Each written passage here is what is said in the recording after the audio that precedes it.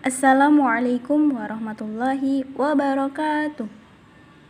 Baik teman-teman semuanya, kita ketemu lagi di dalam pembelajaran teori pariwisata Islam. Nah, di sini kami dari kelompok 8 akan mempresentasikan mengenai penyelenggaraan pariwisata Islam. Sebelum itu, mari kita berkenalan terlebih dahulu ya. Di sini kami beranggotakan yaitu Siti Humairah Pasaribu, Muhammad Rizal Sani, Yanti Rosmanah, Rizky Norfadilah, dan Mita Rohmania. Baik, materi yang pertama itu mengenai pengertian pariwisata. Apa sih itu pariwisata? Di dalam Undang-Undang Nomor 10 Tahun 2009 tentang kepariwisataan, yang dimaksud dengan pariwisata adalah berbagai macam kegiatan wisata yang didukung oleh berbagai fasilitas serta layanan yang disediakan masyarakat, pengusaha, pemerintah, dan pemerintah daerah. Nah, di sini sudah dijelaskan bahwasanya wisata bentuk apapun itu yang didukung dengan fasilitas, entah itu dari masyarakat, lingkungan, atau yang tadi sudah dijelaskan, itu merupakan salah satu bentuk dari kepariwisataan. Nah, sedangkan menurut Haji Qodiyat, pengertian pariwisata adalah perjalanan dari satu tempat ke tempat yang lain bersifat sementara, dilakukan perseorangan maupun kelompok sebagai usaha mencari keseimbangan atau keserasian dan kebahagiaan dengan lingkungan hidup dalam dimensi sosial, budaya, dan alam, dan apalagi ilmu. Nah, seperti itu. Jadi pariwisata itu merupakan kita itu pergi, maksudnya pergi ke suatu tempat tapi tidak untuk menetap, tapi untuk berlibur atau hanya untuk menginap sementara, seperti itu. Poin yang kedua yaitu pengertian pariwisata dan Islam.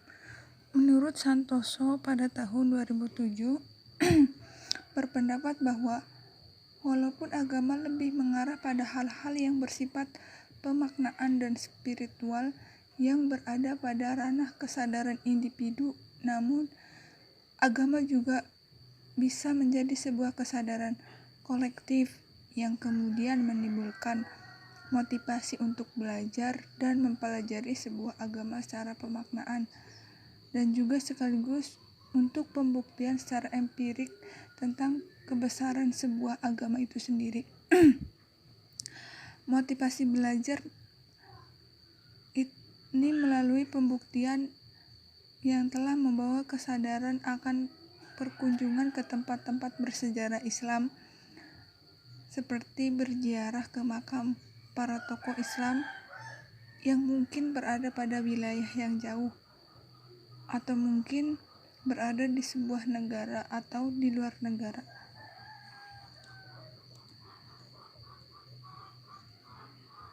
Menurut Dellen pada tahun 2007,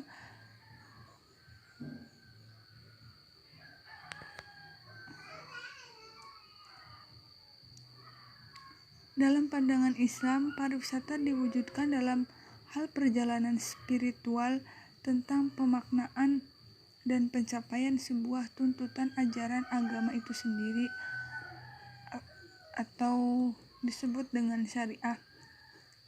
Kenyataan ini telah membuat negara Saudi Arabia memetik banyak keuntungan baik secara material maupun statusnya sebagai sebuah negara yang memiliki tempat yang dianggap suci oleh kaum muslim, yakni kota Makkah dan kota Madinah. Islam datang untuk merubah banyak pemahaman yang keliru yang dibawa oleh akal manusia yang pendek, kemudian mengkaitkan dengan nilai-nilai dan akhlak yang mulia. Wisata dalam pemahaman sebagai umat terdahulu bisa dikaitkan dengan upaya menyiksa diri dan mengharuskannya untuk berjalan di muka bumi, serta membuat badan letih sebagai hukuman baginya atau juhud dalam dunianya. Islam datang untuk menghapuskan pemahaman negatif yang berlawanan dengan makna wisata. Kemudian ada juga diriwayatkan oleh Ibnu Hani dari Ahmad bin Hanbal.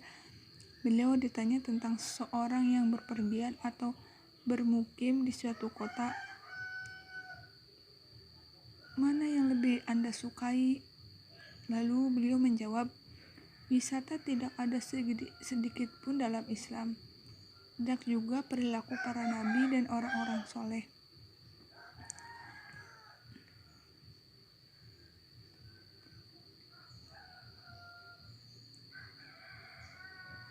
Terus juga Ibnu Rajab mengomentari perkataan Imam Ahmad dengan mengatakan, wisata dengan pemahaman ini telah dilakukan oleh sekelompok orang yang dikenal dan suka beribadah bersungguh-sungguh tanpa didasari ilmu. Di antara mereka ada juga yang kembali ketika mengetahui hal itu.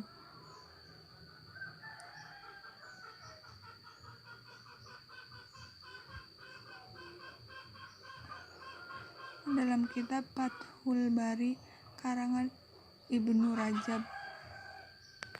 Terima kasih. Baik teman-teman semuanya, kita lanjut pada materi yang ketiga, yaitu mengenai hubungan pariwisata dan Islam. Apa sih hubungan pariwisata dan Islam? Nah, secara praktiknya, hubungan pariwisata dan Islam terlihat pada wisata halal. Ini tren pada pariwisata saat ini ya. Nah, pada tren tersebut, wisata halal. Nah, halal itu merupakan bahasa yang diadopsi dari agama Islam kan? Nah, di situ hubungannya. Selain itu, ada lagi praktiknya juga. Ketika kita berwisata halal, tentu destinasi yang terpilih, yang dipilih pun pasti wisata halal yang diperbolehkan dalam Islam. Selain itu juga mungkin dari makanannya, terus mungkin juga nanti etika atau sopan santun ketika berwisata. Nah, seperti itu hubungannya di situ juga, teman-teman. Dan mungkin masih banyak lagi hubungan mengenai wisata dan Islam. Selain memang wisata yang dilakukan itu produknya halal, akan tetapi juga ketika berwisata kita dapat merasakan tidak hanya kebahagiaan lahiriahnya saja atau kesenangan yang terlihat seperti itu, juga mendapatkan hal-hal yang sangat batiniah atau religius. Misalkan wisata halal kita berziarah ke Nyatnyono, Ungaran, makam Syekh Hasan Munadi. Nah, di situ kita mendapatkan suatu ketenangan yang secara batiniahnya itu sangat-sangat mendalam. Nah, itu yang dimaksud hubungan pariwisata dan Islam. Oke teman-teman, kita lanjut ke materi berikutnya mengenai tujuan pemahaman Islam dalam pariwisata. Nah, yang pertama itu mengaitkan wisata dengan ibadah sehingga mengharuskan adanya safaro atau wisata untuk menunaikan salah satu rukun dalam agama, yaitu haji pada bulan-bulan tertentu. Disyariatkan umroh ke Baitullah Ta'ala dalam setahun. Ini misalkan ya guys, jadi wisata ke Mekah, yaitu melaksanakan haji dan umroh. Bisa yang lain, ke ziarah ke makam Syekh Hasan Munadi atau ke makam waliullah lainnya. Itu juga merupakan suatu perjalanan yang dianjurkan, karena ketika kita melakukan perjalanan tersebut kita juga akan mendapat efeknya yang sangat luar biasa. Seperti itu ya, insyaallah membuat orang-orang yang beragama Islam itu atau muslim itu mendapatkan ketenangan yang sangat mendalam, yaitu mungkin setelah melaksanakan ibadah itu mereka lebih giat dalam melaksanakan ibadah. Seperti itu. Yang kedua itu, demikian pula dalam pemahaman Islam, wisata dikaitkan dengan ilmu dan pengetahuan. Pada permulaan Islam, telah ada perjalanan sangat agung dengan tujuan mencari ilmu dan menyebarkannya. Nah, ini guys, ini juga ada wisata dikaitkan dengan ilmu pengetahuan.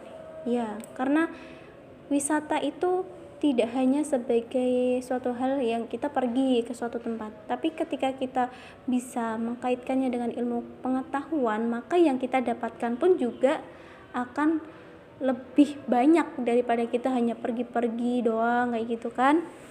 Nah, yang selanjutnya itu yang ketiga, di antara maksud wisata dalam Islam adalah mengambil pelajaran dan peringatan. Nah, tadi ya guys, jadi ketika kita berwisata itu kita juga bisa merasakan ketenangan yang mendalam. Setelah berwisata kita memiliki sifat yang sangat religius seperti itu. Itu merupakan sebuah pelajaran dan peringatan. Terus yang keempat itu, mungkin di antara maksud yang paling mulia dari wisata dalam Islam adalah berdakwah kepada Allah Ta'ala dan menyampaikan kepada manusia cahaya yang diturunkan kepada Muhammad Sallallahu Alaihi Wasallam. Nah, jadi mungkin di sini ketika kita menjalankan wisata, kita merupakan suatu hal yang wisata halal atau wisata yang tidak selalu menjalankan perintah Allah dan menjauhi larangannya. Nah, itu merupakan wisata yang bisa jadi merupakan bentuk dakwah. Terus yang selanjutnya yang terakhir, pemahaman wisata dalam Islam adalah safar untuk merenungi keindahan ciptaan Allah Ta'ala, menikmati indahnya alam nan agung sebagai pendorong jiwa manusia untuk menguatkan keimanan terhadap keesaan Allah dan memotivasi menunaikan kewajiban hidup, melaksanakan kewajiban hidup. Jadi dengan wisata itu kita bisa merenungi keindahan Allah yang sangat luar biasa dalam bentuk alam semesta ini. Nah, itu merupakan bentuk pendorong jiwa kita semuanya untuk menguatkan ketakwaan kita kepada Allah Ta'ala, memotivasi dalam menjalankan kewajiban kita kepada Allah. Penyelenggaraan pariwisata Islam di Hotel Natama. Hotel adalah suatu perusahaan yang dikelola oleh pemiliknya dengan menyediakan pelayanan makanan, minuman, dan fasilitas kamar untuk tidur kepada orang-orang yang melakukan perjalanan dan mampu membayar dengan jumlah yang wajar sesuai dengan pelayanan yang diterima tanpa adanya perjanjian khusus. Sugiarto mengklasifikasikan hotel berdasarkan tujuan pemakaian selama menginap, yaitu business hotel untuk para pengusaha untuk bisnis, recreational hotel yaitu untuk orang yang bersantai dalam rekreasi. Standar usaha hotel ada beberapa hal, yaitu yang pertama, setiap usaha hotel wajib memiliki sertifikat dan memenuhi persyaratan standar usaha hotel. Yang kedua, usaha hotel sebagaimana dimaksud pada poin A mencakup hotel bintang dan hotel non-bintang. Yang ketiga, hotel non-bintang. Hotel bintang sebagaimana dimaksud pada poin B pada hotel bintang yaitu memiliki penggolongan kelas terdiri atas hotel bintang 1, 2, 3, 4, dan 5. Hotel non-bintang sebagaimana dimaksud pada poin B pada hotel non-bintang yaitu tidak memiliki pengelolaan kelas hotel dan dapat disebut sebagai hotel melati. Hotel syariah adalah usaha penyediaan akomodasi berupa kamar-kamar di dalam suatu bangunan yang dapat dilengkapi dengan jasa pelayanan makanan dan minuman, kegiatan hiburan, dan fasilitas lainnya dengan tujuan memperoleh keuntungan dari yang dijalankan sesuai dengan prinsip syariah. Adapun rambu-rambu syariah yang bersifat umum dalam menjalankan usaha ekonomi termasuk usaha perhotelan meliputi: yang pertama, tidak memproduksi, memperdagangkan, menyediakan atau menyewakan produk atau jasa secara keseluruhan maupun sebagaimana dilarang dalam ketentuan syariah. Yang kedua, tidak mengandung unsur kezaliman, kemungkaran, kemaksiatan maupun kesesatan yang terlarang dalam akidah syariah. Ketiga, tidak ada pula unsur penipuan, kecurangan, kebohongan, ketidakjelasan resiko yang berlebihan dan membahayakan. Keempat, ada komitmen menyeluruh dan konsekuen dalam menjalankan perjanjian yang disepakati antara pihak-pihak terkait. Hotel syariah adalah hotel yang menerapkan syariah Islam ke dalam kegiatan operasional hotel. Fatwa DS MUI nomor 108/DSN MUI/10/2016 tentang pedoman penyelenggaraan pariwisata berdasarkan prinsip syariah. Usaha hotel syariah adalah penyediaan akomodasi berupa kamar-kamar di dalam suatu bangunan yang dapat dilengkapi dengan jasa pelayanan makan dan minuman, kegiatan hiburan, atau fasilitas lainnya secara harian dengan tujuan memperoleh keuntungan yang dijalankan sesuai dengan prinsip syariah. Ketentuan terkait hotel syariah yaitu hotel syariah tidak boleh menyediakan fasilitas akses pornografi. Yang kedua, hotel syariah tidak boleh menyediakan fasilitas hiburan yang mengarah kepada kemusyrikan, maksiat, pornografi, atau tindak asusila. Ketiga, makanan dan minuman yang disediakan hotel syariah wajib mendapatkan sertifikat halal. Keempat, menyediakan fasilitas, peralatan, dan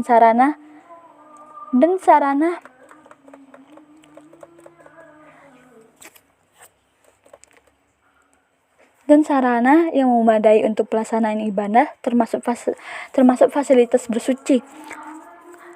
Yang selanjutnya, pengelolaan dan karyawati hotel wajib mengenakan pakaian yang sesuai dengan syariah.